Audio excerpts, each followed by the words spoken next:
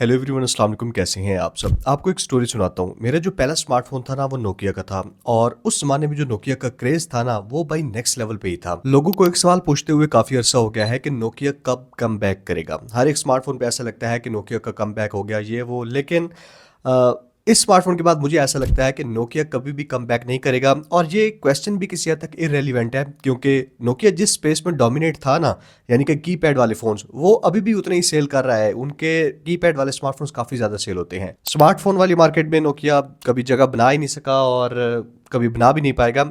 अब नोकिया को HMD on करता है और इनका नया स्मार्टफोन है मेरे पास, HMD Aura 2।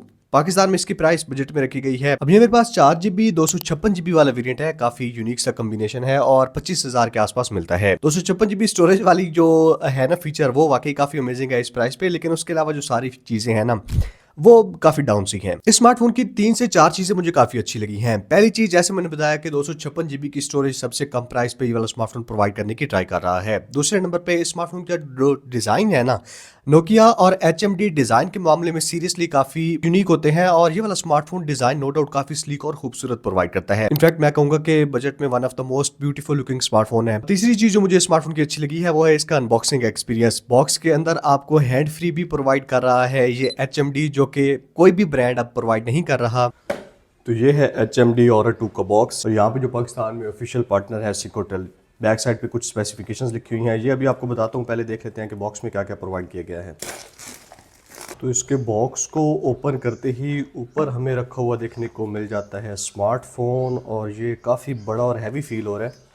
अभी आपको दिखाता हूँ। ये नीचे देख लेते हैं पहले क्या क्या प्रोवाइड किया गया है। यहाँ पे कुछ क्विक स्टार्ट गाइड और यूज़र मैनुअल है। उसके अलावा HMD का चार्जर, जैसे नोकिया के चार्जर होते थे ना पुराने, वैसा दिया गया है। फास्ट चार्जर नहीं है बल्कि 10 वाट का चार्जर है। यहाँ पे नीचे सिम इजेक्टर पिन देखने को मिल जाती है।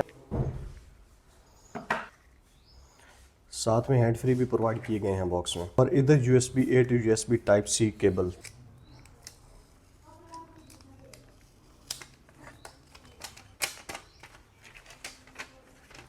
अच्छा, ये बल्कि और हैवी इस वजह से लग रहा था क्योंकि इसमें कवर साथ ही लगा हुआ देखने को मिलता है, यानी कि बॉक्स के अंदर ही मोबाइल फ़ोन पे कवर लगा हुआ है। ट्रांसपेरेंट केस है, अच्छी क्वालिटी का केस है। और सबसे इंपॉर्टेंट चीज़, मोबाइल फ़ोन काफ़ी ज़्यादा खूबसूरत है। सामने कुछ स्पेसिफिकेशंस लिखी हुई हैं। सारी ज़रूरत की चीज़ें बॉक्स के अंदर ही प्रोवाइड की गई हैं। लेकिन इस फ़ोन की अच्छी बातें यहीं पे एंड हो जाती हैं। बाकी जो सारे डिपार्टमेंट है ना, वो कंपटीशन के हिसाब से काफ़ी पीछे हैं। फॉर एग्जाम्पल डिस्प्ले की बात करते हैं तो 6.5 इंचेस का एक 720p से भी थोड़ी सी कम रेजोल्यूशन का डिस्प्ले, यानी कि 560 570 के आसपास रेजोल्यूशन है, इसमें प्रोवाइड किया गया है। IPS LCD डिस्प्ले है, ना 90 हर्ट्ज है ना 120 हर्ट्ज है। 60 हर्ट्ज का रिफ्रेश रेट देखने को मिलता है।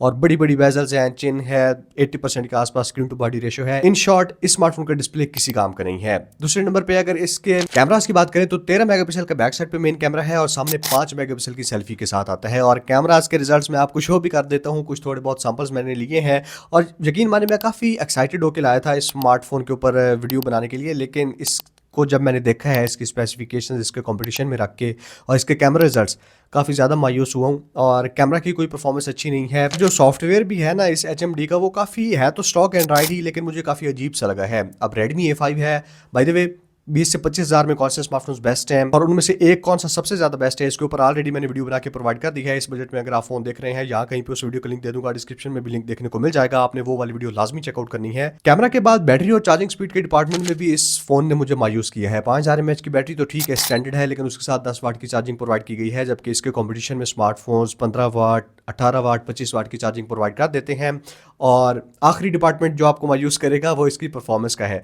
यूनिसॉक 63 का प्रोसेसर इसमें आता है। आउट ऑफ द बॉक्स आप निकालेंगे तो एंड्रॉइड 14 सॉफ्टवेयर इसमें दिया गया है, जिसमें स्टॉक एंड्रॉइड जैसे मैंने बताया आपको सारी वही फील है और कुछ भी एक्स्ट्रा नहीं है। ब्लोटवेयर और एड्स वगैरह नहीं है, वो चीज़ अच्छी है क्योंकि सॉफ्टवेयर एक्सपीरियंस एटलीस्ट ये आपको क्लीन प्रोवाइड करता है। नहीं तो बजट के स्मार्टफोन्स टेक्नो इन्फिनिक्स में अक्सर में एड्स वगैरह देखने को मिल जाते होते हैं। लेकिन जो ओवरऑल स्पेसिफिकेशंस है स्मार्टफोन की, वो टेक्नो इन्फिनिक्स के आगे स्टैंड नहीं कर पाती। वो ब्रांड्स काफ़ी आगे जा चुके हैं और इस बारे में HMD को भी सोचना होगा। तो ये वाला स्मार्टफोन किसी भी हिसाब से वर्थ इट नहीं है। मतलब अगर आपने इस प्राइस पे स्मार्टफोन लेना है तो और अच्छे स्मार्टफोन्स आपको मिल जाते हैं। यहाँ पे वीडियोस क्लिक करके देख सकते हैं।